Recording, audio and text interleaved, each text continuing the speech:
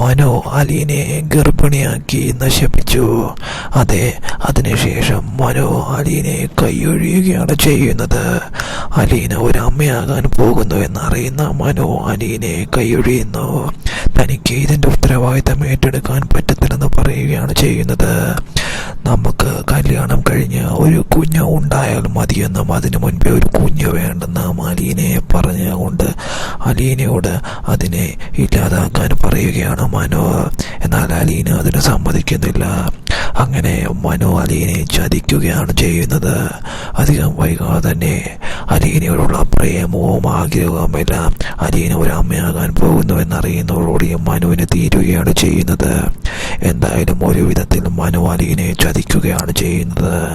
അലീനെ നശിപ്പിച്ച് അലീനെ അമ്മയാക്കുകയാണ് ചെയ്യുന്നത്. അധികം വൈകാതെ തന്നെ അലീന ഗർഭിണിയായി. അതിനുശേഷം മനു അതിൻ്റെ ഉത്തരവാദിത്തം ഏറ്റെടുക്കാനോ വീട്ടുകാരുടെ മുൻപിൽ ധൈര്യപൂർവ്വം പറയാനോ ധൈര്യം കാണിക്കുന്നില്ല, മടിച്ചു നിൽക്കുന്നു.